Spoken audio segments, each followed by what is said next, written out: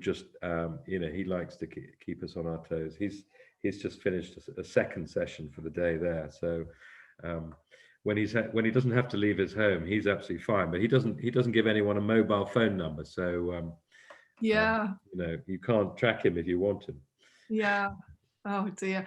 I've just had advanced sharing options popping up. That's not happened before. No, that's because you've clicked on the little up arrow next to the share screen button. Right, let's start again. Hang on. All right, okay, yeah, I've got you. You see the difference? Yes, yeah. Can I just check whether you can hear sound in something? Yeah. So I've got a video. It's the first one I've. Hang on a minute. Let me just have a look. Here we go. I'd be interested to know whether you can hear this or not. Oh, could you hear that? No? No. Right, so do I have to do this? No. No, you have to click those two boxes on the share screen page. Sorry, say again? You need to click those two boxes on the share screen page. So come out of sharing your screen. Click on the share screen button. No, you need to come out of share screen. Right, okay, you are screen sharing. Okay, so come out of that. Stop sharing, rather. Yeah, sorry, yeah. Now click the share screen button, not the little up arrow, just the main button. Yeah. Bottom two boxes, share computer sound, optimize screen share for video. Right, it must be somewhere else. This is not, when I click that share screen, it just says you cannot modify the advanced sharing option. No, you press the little up arrow on share screen. You click on the main button itself. Yeah. Ah, okay. So what am I sharing? Share computer sound, optimize, bottom of that page. Share computer sound. And the one next to it, share, optimize screen share. Ah, right. Yeah. Okay, and then share. And let's have a look now. Right. Oh, hang on a second. It's what's you shared your desktop? Hang on a sec. Sorry, let me start again. It's because I've got the Zoom software on my laptop and it didn't like it. Right, if I press share, I've got to say that Zoom can install something. Really? Hang on, let's just see what happens. Should we just give it, your default microphone has changed to built-in microphone. Can you still hear me? Yes, I can, but I don't think, can you just stop sharing again? Because I've got two versions of this. Okay, let's just start again. But do you want to share your whole desktop or do you just want to share your PowerPoint? Just the PowerPoint. Okay, so share screen, click those boxes at the bottom if they're not already clicked. They're clicked. Okay, don't share your screen, share PowerPoint if you can. I think it's that one. Yeah. Share. Yep. Okay. Now try the video.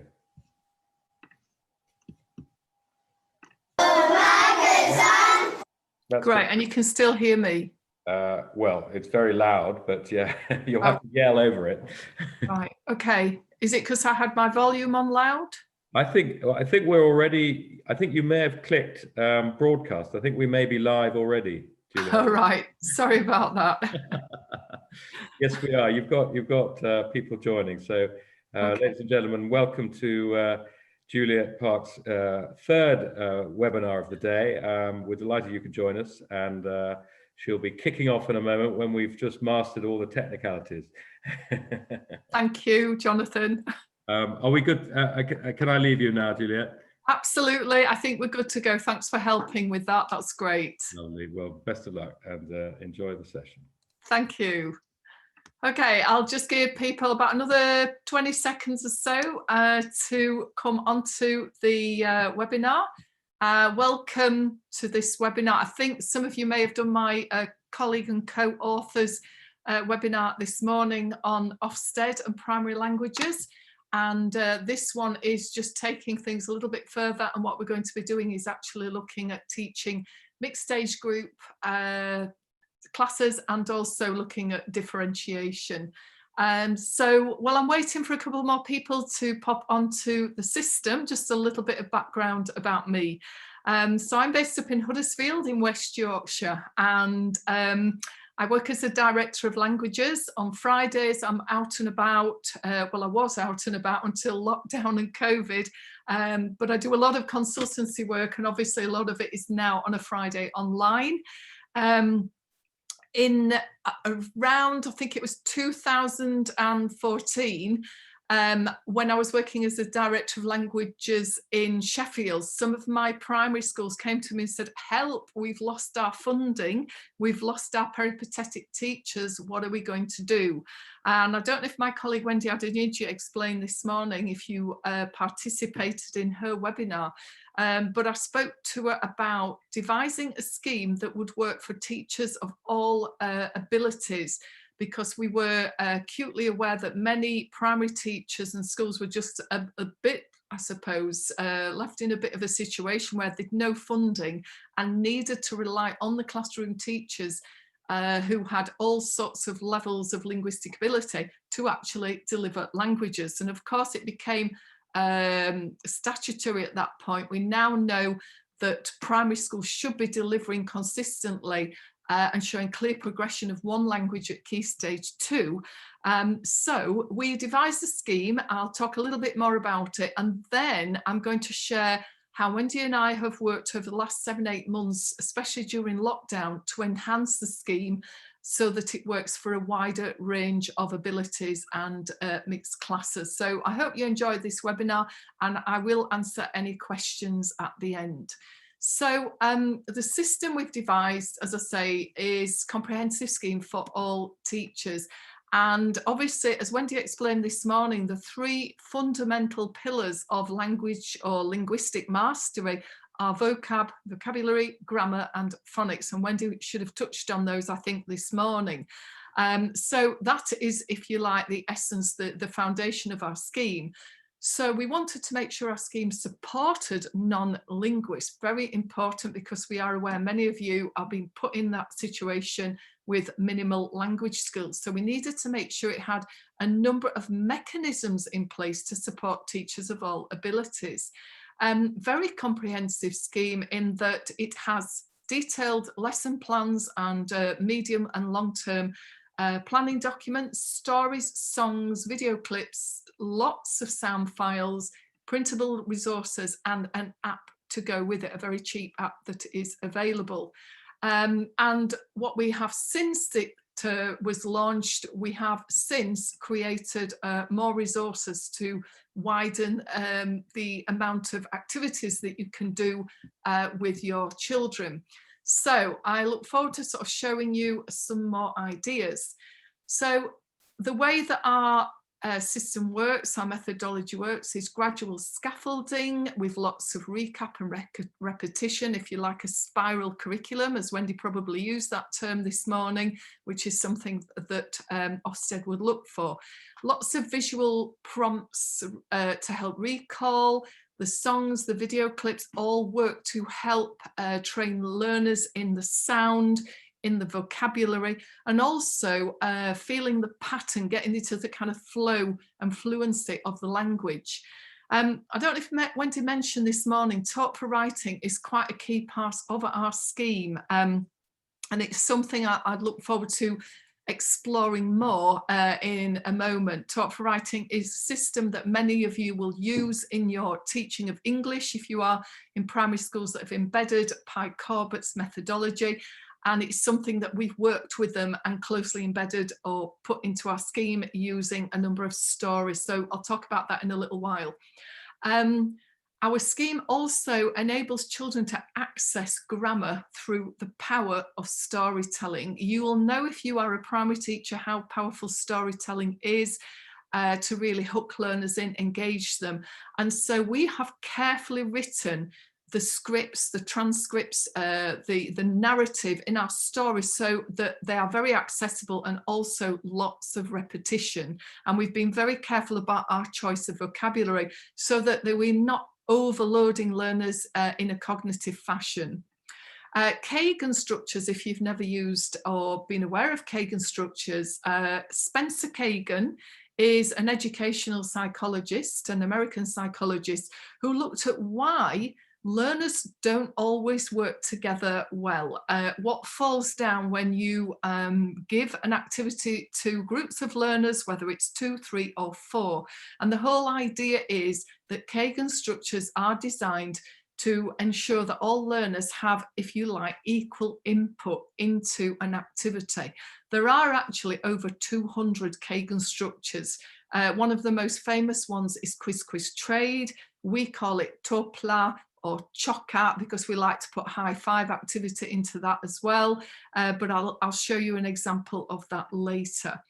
Wendy should have touched quite a bit of time in her presentation on phonics because it is absolutely key. She probably explained that we have 2 methodologies that we use, the Borel-Maisonneuve technique, which actually is a technique that is used for French children who have dyslexia. And a good colleague and friend of ours, Marie-Pierre Rosset in Sheffield, uses this technique to enhance her learners' ability to link sound and spelling with key sounds. So that's something that we embedded into year 3, and then years 4, 5 and 6. Once the children have got a basis of vocabulary, then we have brought in more activities called Planet Phonique, and I think Wendy probably showed you some of those this morning. Now, what we found is that many teachers who are using this scheme are starting now to become more proficient because they are learning, if you like, alongside the children. Almost the teachers who are less confident are almost fellow students to the children and are learning as they're going along. So we're sensing that ability to use the language a little bit more independently, to rely less on the if you like, where the resources are doing the talking, and teachers are becoming more aware of the vocabulary, understanding the grammar better, so they're becoming a little bit more confident. We are also aware, of course, that many teachers who are using the scheme are actually native speakers and probably feel the need that they want to just push their learners a little further. So we felt that there was a need for a wider amount of differentiation and flexibility. We have many schools in the East Riding, in the Hull area, northeast of England, sort of the Hull and up that coast towards Bridlington, Scarborough, York, Beverley area. Many of those schools use our scheme and use it very successfully. But because of the nature of the geography of that area, many of the schools have got small class sizes, and therefore you've also got different age groups within the same classes. So in January, just before lockdown, we spoke to Kay Ray, who is a school improvement officer in that area and also a linguistics specialist, and one of her lead teachers. And we had a chat with them about what we could do to further develop the scheme. And so in February, at the point of lockdown, the timing couldn't have been better. Wendy and I put our heads together and thought, okay, what do we need to actually enhance this scheme? What we've actually done is created 2 separate schemes that sit side by side. And so it's like a parallel version. That means that teachers can just stick with the standard version, or if they feel confident or if they need to offer a wider range of resources with an activity, they can dip into the parallel scheme. So there are now the 2 options. So the way we had to do it is, and it did take some planning. If anybody is in this situation where you have got mixed age classes, my heart goes out to you because I'm secondary based and it's difficult enough teaching with varied abilities in one lesson, but in one class, but to teach mixed age groups, years 3 to 6, for example, which some schools are having to do, that must be quite a task.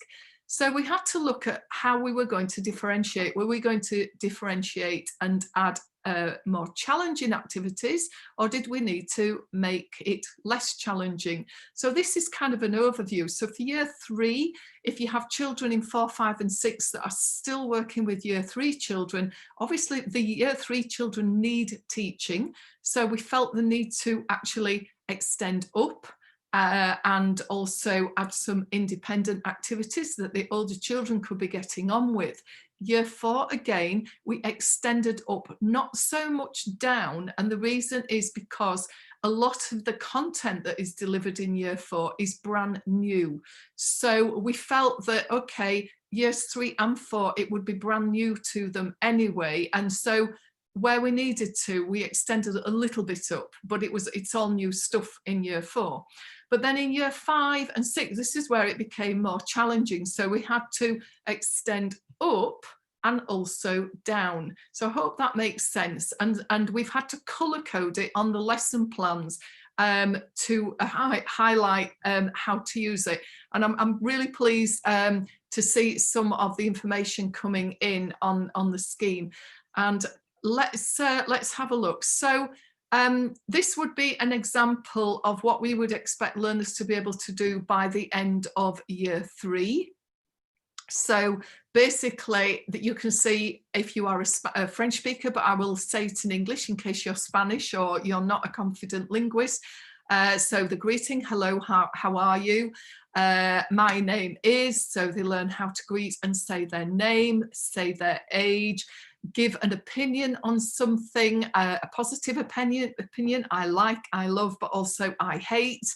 And also I would like. So je voudrais is quite, if you like, a higher level phrase. It's classed as a conditional, but it's a very easy one to use and also a very useful one. They're also learning by the end of year 3 how to deal with adjectives, to understand adjectival agreements. And of course, their pronunciation should be really strong and secure to be able to describe these or use these linguistic elements. So that's the end of year 3. Now, year 6, let's have a look at this in chunks. So a good learner would, again, be able to say their name, their age, and describe where they live. They would be able to describe the area they lived in using things like a lot of, and also a fantastic. So they're using adjectives, they're using adverbs, and they would also be able to use a simple past tense, such as I went, it was. Now, for a standard learner, that is already great, but we have extended this slightly further because we are aware that with the right support mechanisms, some children can take that even further, and I will explain how we've done that. The second paragraph, you can see they can describe their home and their house and give reasons. They can go into a bit of narrative, that's giving detail, describing colours and size and location of objects, and again, giving an opinion, but also giving a wider variety of reasons. Opinions and reasons, if you're not aware, are really important by the time children get to GCSE level, because it's something an examiner will look at in the writing and speaking. And then describing their day. So they need to be able to understand how to recognise and use times of the day. And they also use routine verbs and again give opinions. So we have built what are known as reflexive verbs. That will mean something to some of you. And we have started to bring some reflexives in. Now, that is what we would hope a standard learner would aim for by the end of year 6. And then finally, the next topic area, as you can see, is that children would be able to describe their favourite subjects. So now we're on to school subjects, giving reasons, saying why they like and don't like something. Again, you've got the time of the day, you've got the things that they do with family, the food they eat, and also what we would hope by the end of year 6 is that children are able to use the near future. I am going to, it will be.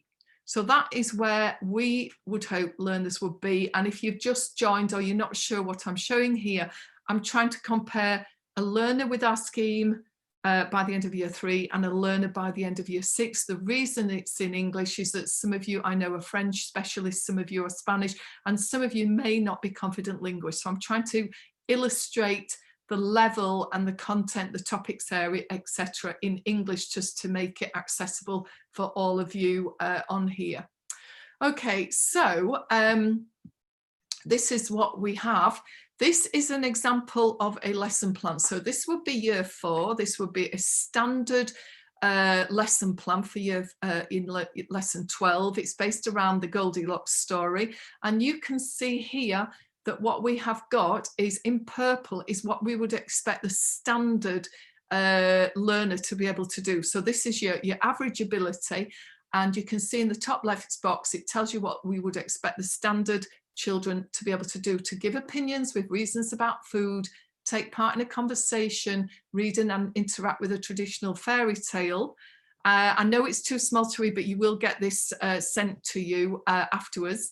And then on the bottom right, if you have been using this scheme already, basically we have changed from national curriculum levels. What we've done now is to bring in age-related expectations. I'll show you a bigger version of this in a second. Now, the age-related expectations, again, Wendy may have explained these.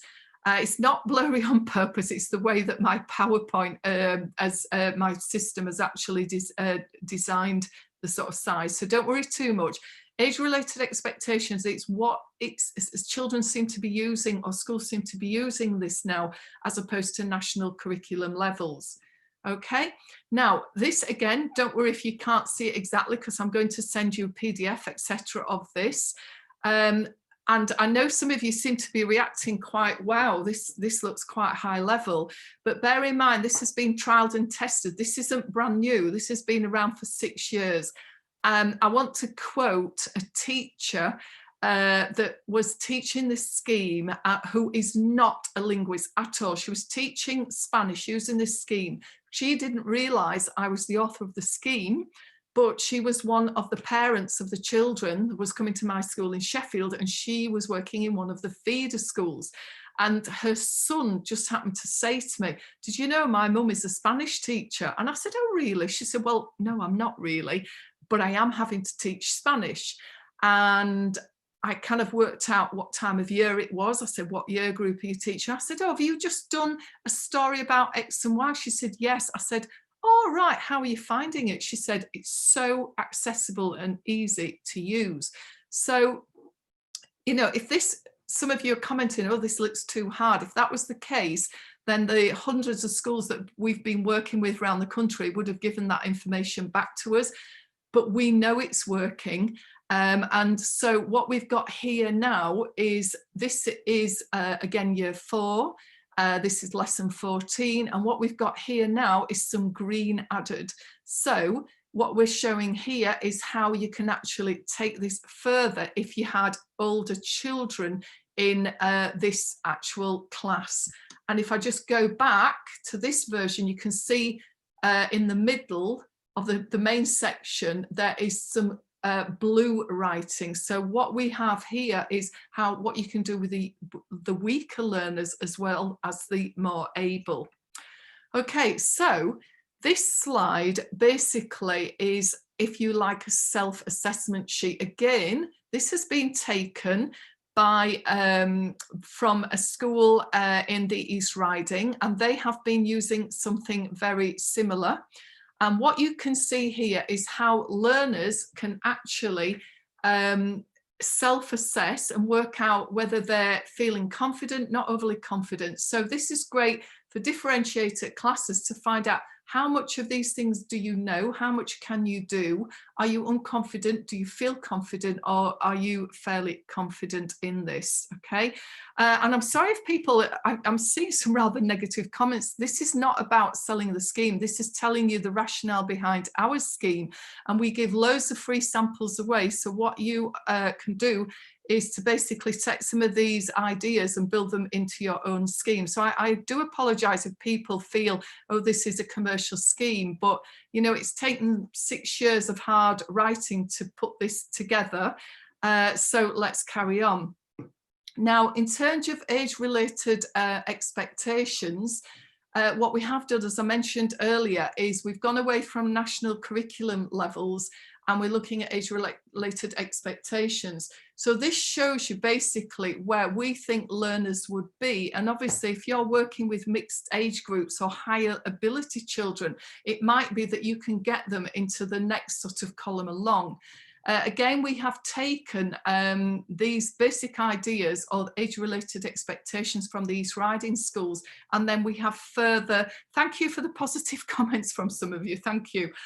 We do give these documents out, so, you know, I know that some of you are not looking to buy a new scheme, but we will give you lots of freebies. So I do hope you appreciate that we are giving a lot away, just for those people who have put the odd negative comment in the chat box.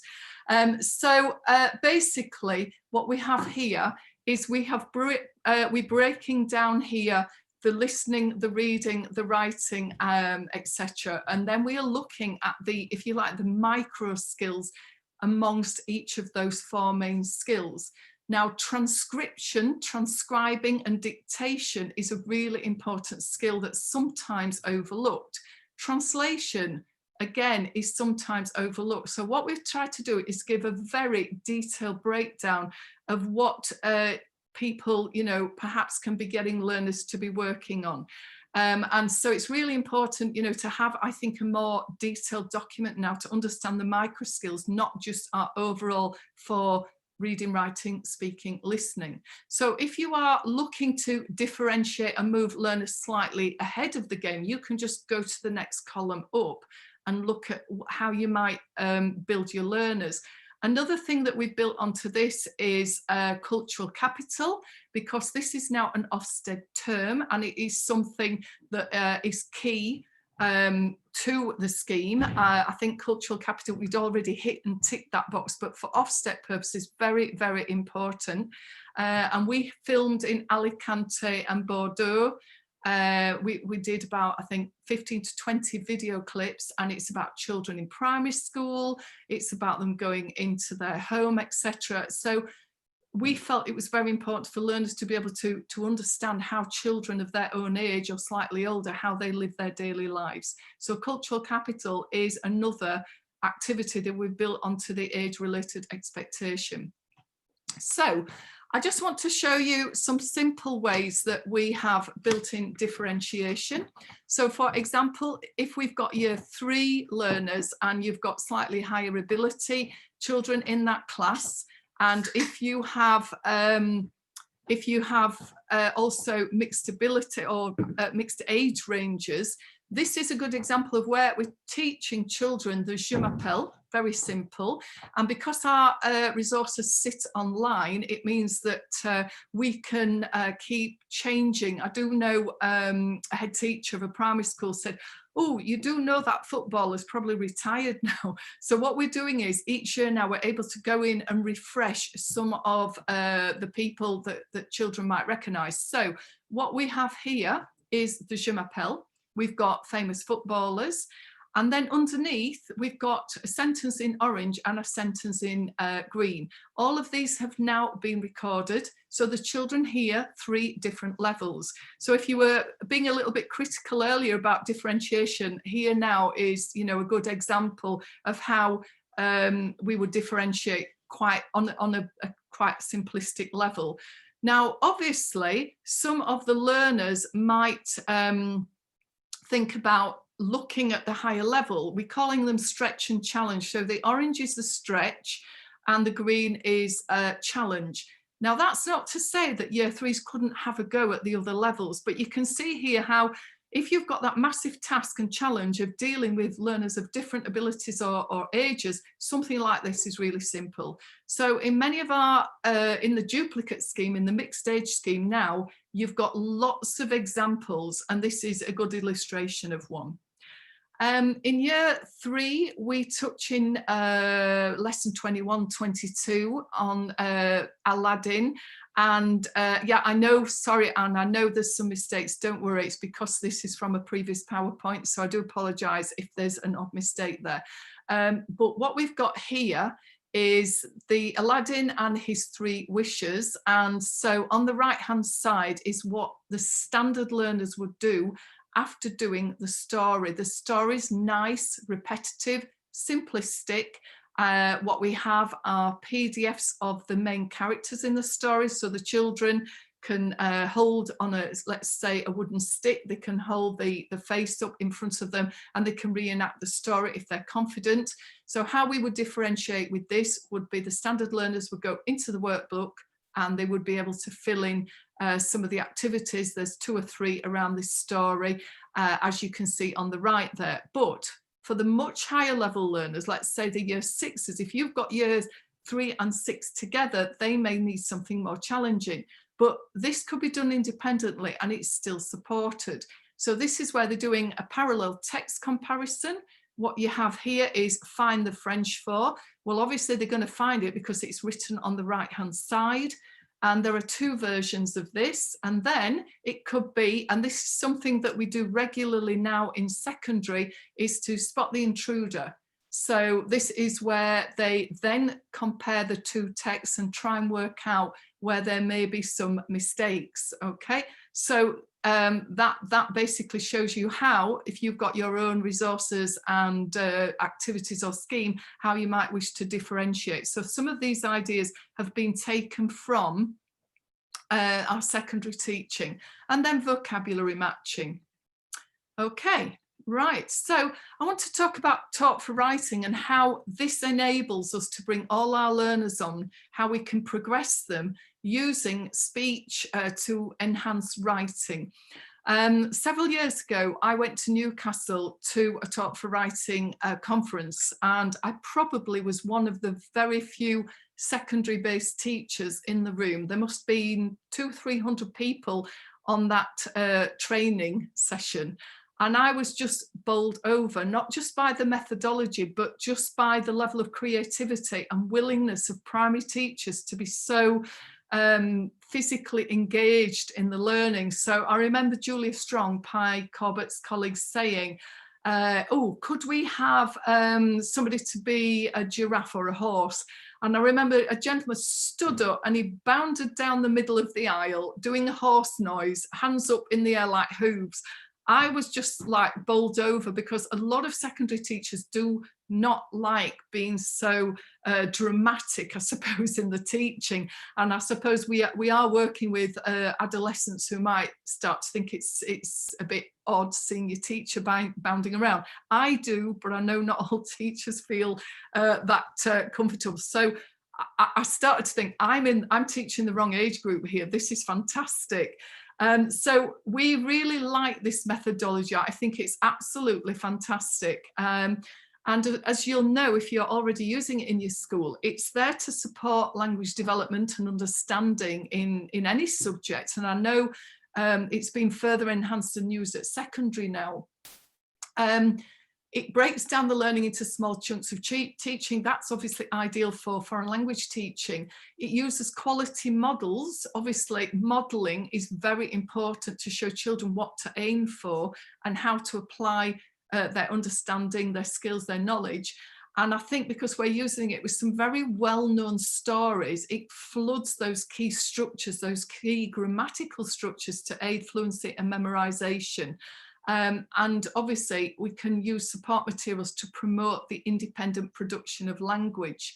So using it in foreign language teaching, phonics, sounds, spelling, fluency, pushing the vocabulary, helping them to memorize keywords, using dual coding by using imagery, and giving access to grammatical structures is great. So a good example would be our year 4.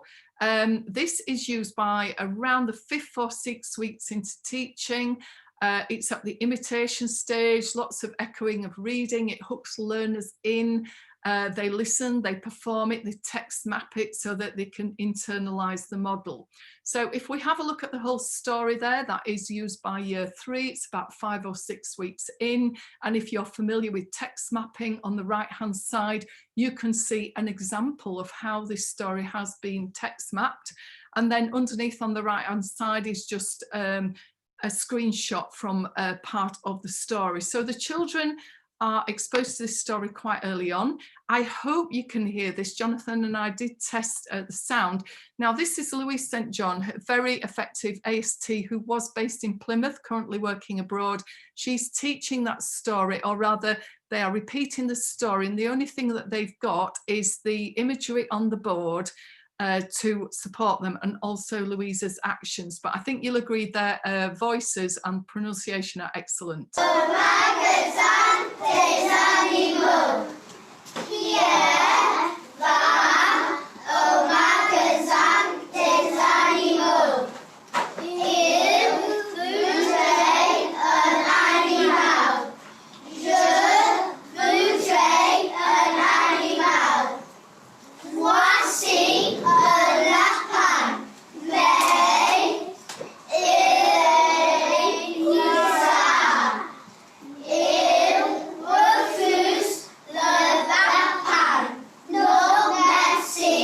Okay, so I hope you were able to hear that.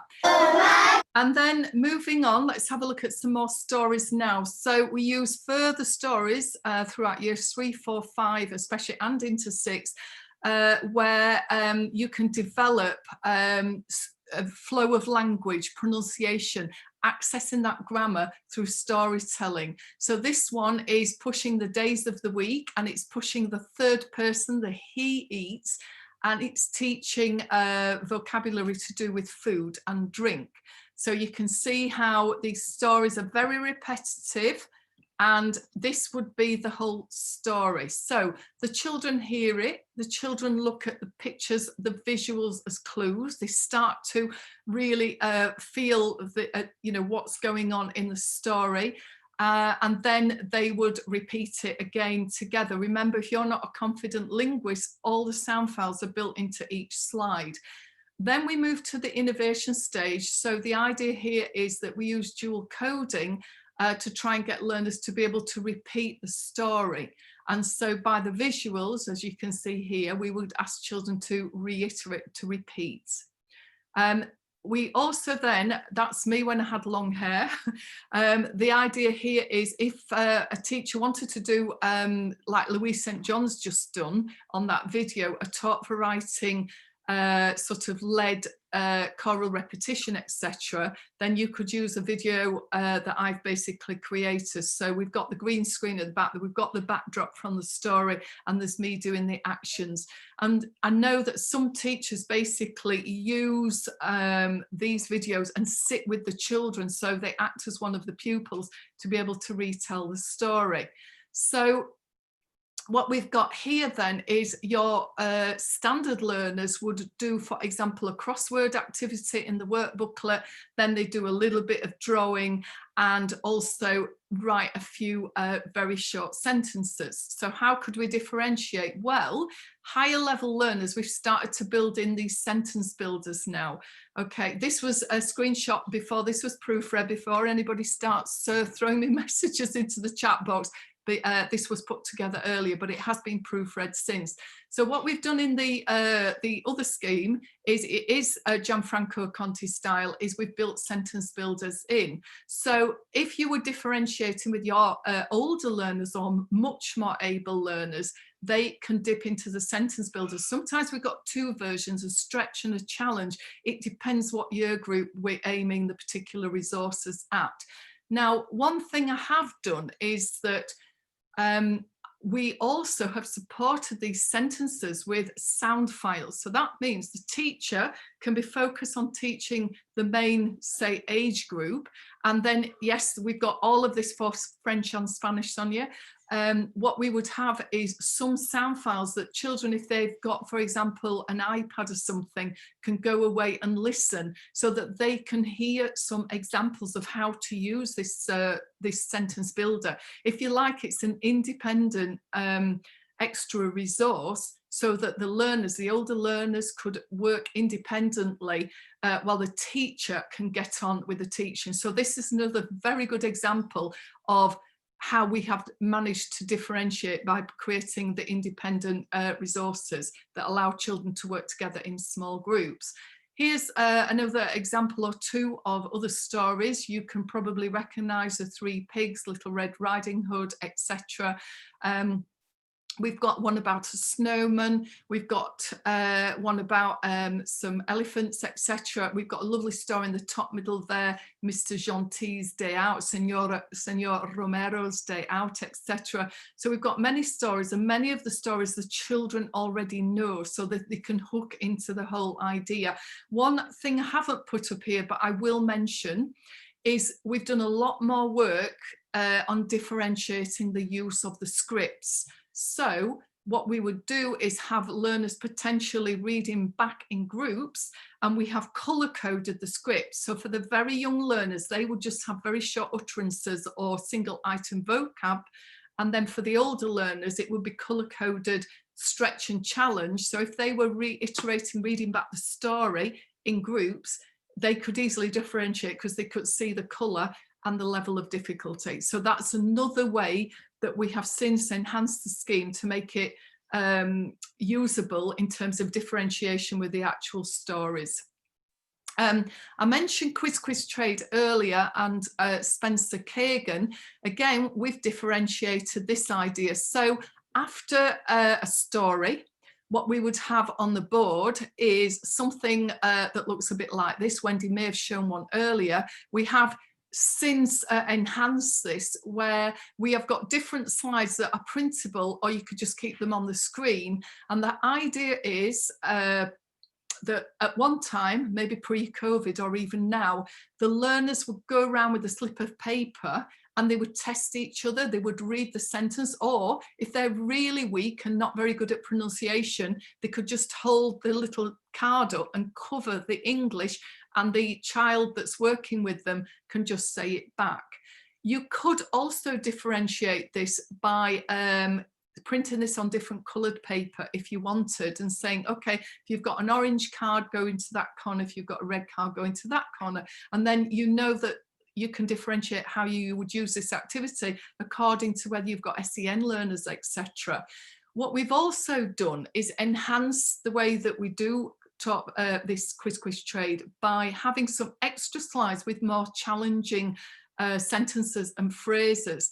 And what you might do with the older ones is say, you actually need to use mini whiteboards and write the phrases on. So you can do the quiz trade activity in many ways. As I say, normally you're out and about moving around. At the moment, with our learners in secondary school, we are not allowed really to be letting them out the seats. So what we do is project it from the board, and we do it slightly differently. What happens is, and again, Wendy and I have put this into the scheme, we've actually differentiated on the same slide. So the top two rows would be your weaker or younger learners, your middle rows would be your, say, years 4, 5, and then the bottom two rows would be year 6. The idea being you would say to them, okay, you need to stay in your seat. One of you read the target language, and then one of you give the translation. Do it, swap over, do it again. Then you could say to one of the learners, now, partner A, you face the board, read out the target language. Partner A or B has to face away. So they test each other. One of them is not now looking at the board, and then you can switch the language order. So it's very easy to differentiate using the way that we've color coded them. So we've used orange and green to show where we've differentiated on the same slide. Another activity, this is again using Kagan style activities, and I'll show you towards the end how different abilities or age groups can use this towards the end in a different way, is to, and you'll be great at this guys because you're primary teachers, is to basically read out or listen to a sound file of a narrative such as this to do with holidays. Every year I go to on holiday to Spain. I'll try and demonstrate through the video. I'll be going, chaque année, je vais en avion en Espagne pendant 10 jours. So I would read this, you wouldn't see the images. And then we do a series of activities to build children up to writing their own version. So the way this would work is the children hear it through a sound file or through a confident teacher. Then they would stand up and do the actions with the teacher. Then the teacher would say, okay, from my actions and from your knowledge so far, what do you think this text is about? And then they would do a series of activities. So this is a great one. I've just started doing this recently with my learners, is you would read it or play the sound file again, and the learners have to stand up at the first word that's underlined, then sit down when they get to the next underlined word. And it's like military precision, the way they stand up and sit down. It's an absolutely fantastic thing to do. So if you have your own scheme, I would recommend doing something like this. The children love it. But what are we doing here? We're flooding them with a good model answer, and it's accessible to all learners. Once they're confident then with the speaking, I'd play a speaking train game. This could be 2 learners or more. The idea that one says the words in blue, one says the words in green. So it's je vais en avion, next learner en Espagne. You could even do it as a race and put them into groups and say, okay, when the last person gets the word Angleterre, put your hand up. Now, I'm just going to go back to these pictures that you saw. The idea then would be text mapping. So I would be saying to students or pupils, children, I'm going to read this to you slowly now. I want you to think in your head what image comes to mind for all the words and phrases I'm saying. So what we've got on the board here, the screen here, is just examples of the things that children might draw: an aeroplane, number 10, and it's training them how to dual code the information. It's another very good memorization technique. This would then be a quiz trade activity. Again, learners can go around the room, easy to differentiate. I know if you're using our scheme, you'll know this already. Some of the learners will have the English underneath, some of them won't. So again, very easy to differentiate using this style of activity. But learners walk around the room, hold their little card up. As you can see, it's the text cut up, but it's cut up into kind of meaningful phrases. Then I play phrase spotting. So I get mini whiteboards out and I'll say, okay, I'm going to say a phrase such as I swim. They've got to write it on the board, and then I always box it so they can see where it fits in. So for learners who are a little bit slower, at least they can see the activity, the phrase I mentioned, dans la mer. So I would be reading these out in advance. They would write it, and then they would have to, what you could do as well, obviously, to differentiate, is just put it into English and French, or English and Spanish. You could have a parallel text for your weaker learners. There you go. Another activity would be odds and evens. So for very weak learners, you could have the full text in front of them, but the idea is they've got to try and work together to build the text back up. So one learner would face the board, the other learner would not have one learner would face the board, the other learner might have the full text, and the idea is to prompt each other to try and say the text back. And then again, same text, repetition. What we've got here is we've taken the even words out. And again, doesn't matter what level of learner, as long as they're not very, very weak learners, they should be able to do this because they're working together, one with the text in front of them, one not. And then we focus on verbs. So this would be a gap fill, but an oral gap fill. So we'd read it together, chaque année, je vais en avion, etc. And we would reveal the answers as we went along. This is a fantastic game. I'll try and explain it. I don't know if you'll be allowed to do it during our current COVID situation, but this is just brilliant. Don't do it in an observation though. The idea here is learners stand holding hands. Well, kind of what they do is their left hand, they put the 2 fingers into the palm of the person on the left, and their right hand, they hold their palm up. And the idea is I or the teacher would read that text back, and they would be listening out for these verbs. So I would be saying to them, every time you hear a verb, you have to lift your hand out like a gun out of a holster, and you have to grab the person's fingers on your right. Now, this could be done with any text. It could be every time I say a food item, for example, it could be vocab based. So anything that you're using at the moment, you could say to them, listen out for these particular words or particular items of vocabulary. So triggers is a brilliant game, absolutely brilliant. Now, boxing up is something that Talk for Writing do. So the text we've just been looking at, we would be saying to learners, can you now box up the information according to its function in the text? So which things are now time phrases, actions, opinions, nouns, weather phrases. Remember, the really weak learners could have the parallel text, they could have the English at the side as well. Trapdoor telepathy, I think most of you will know this game, really easy for learners to use. I often see just the teacher basically reading this out and playing it just with one child in the room, but I suggest if you're not doing it already, print it off in A5, give each child a sheet, and the idea here is that they choose one option in each cloud, then partner A starts reading and tries to guess what partner B has opted for, and if they're right, their partner will go oui or correct, and they keep going. The minute they get one of the cloud options wrong, then the other learner takes over the game, but each time they swap, they have to go back to the beginning. So the Trapdoor telepathy clouds game, I call it, is absolutely brilliant now for developing language.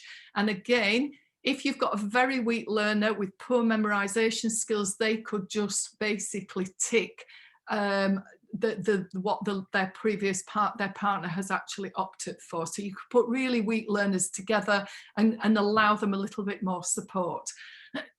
So that's the Trapdoor telepathy activity. So we would then want learners by this stage to be writing their own versions. So for example, the standard or weaker learners could use just a simple cloud like this, whereas your higher ability learners could much more enhance it by adding a day of the week, weather phrases, opinions, activities. So you can see we've gone from a basic to a much higher level. I did mention as well that we have recorded some sound files, and this again is if you had older or much more able students, you might say, you go and sit in that corner, here's an iPad, now listen to the sound files of the examples to show you how to use this sentence builder.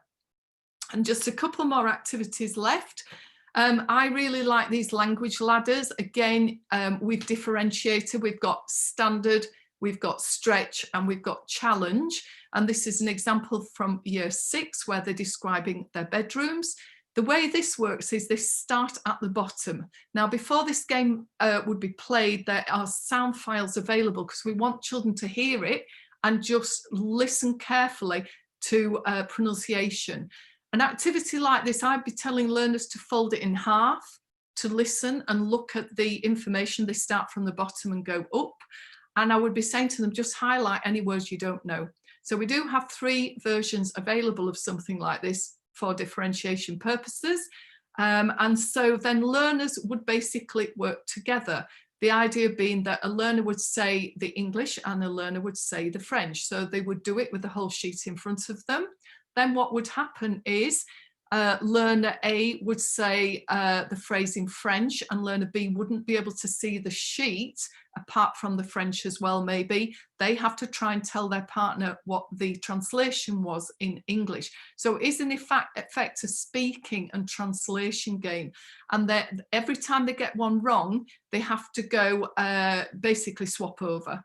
And so it's peer coaching, it's pair work, and as I say, it's differentiated. So that would be the standard, and then this would be the extended. So this would be for your higher level. Remember, we've had these recorded to support learners should they have to work together. Showdown is a nice activity. This is where you could have older or more able learners working together. The idea is that they start on level 1, row 1, and what happens is a learner would say, on Mondays, I eat pizza because it's delicious. For example, the other learners have mini whiteboards. They have to try and translate and write the sentence and then hold them up. The person being, if you like, the, what can I call them, the kind of, the quiz master then has to look at their sheet and look at what the other learners have written and give them some feedback. They could also just read it in Spanish and the learners would have to write what they hear. So they do it a little bit like a dictation. So Juliet, I'm really sorry to crash your session. I need to wind this session up now because we have another talk starting in this room in just a moment. No problem. Okay. Okay, I'll just show you if you're interested in accessing any of the resources, you can pick up the code there by putting your phone in front of it, or you can just email hello@iLanguages and we will give you access to a load of freebies. Thank you for your time. Thank you.